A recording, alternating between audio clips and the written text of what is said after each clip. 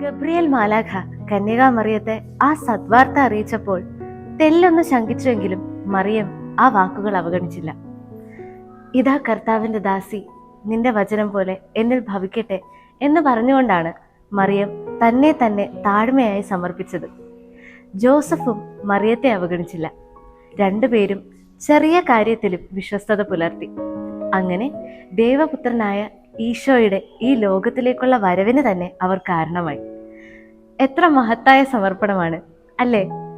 എന്നാൽ ഈ ലോകത്തിനു വേണ്ടി തന്നെ സമർപ്പിച്ച കർത്താവിന് ഏൽക്കേണ്ടി വന്നതോ അവഗണന മാത്രം.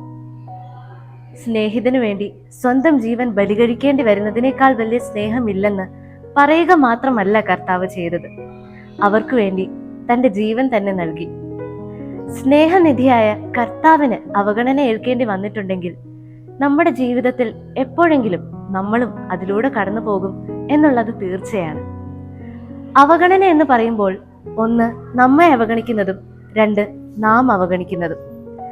വിചാരത്താലും വാക്കാലും പ്രവൃത്തിയാലും ഉപേക്ഷയാലും പാപം ചെയ്തു പോയി എന്ന് നമ്മൾ പറയാറില്ലേ? ഇതിൽ ഉപേക്ഷയാണ് ഒരു തരത്തിൽ അവഗണന. നന്മകൾ ചെയ്യുന്നതിലും മറ്റുള്ളവരെ ചേർത്ത് പിടിക്കുന്നതിലും നമ്മൾ അവഗണന കാണിക്കരുത്. മാറ്റി നിർത്തപ്പെടുന്നവരെ ചേർത്ത് പിടിക്കുന്നതിലൂടെ കർത്താവിന്റെ വചനത്തിന്റെ പൂർത്തീകരണം തന്നെയാണ് നാം നിർവഹിക്കുന്നത്.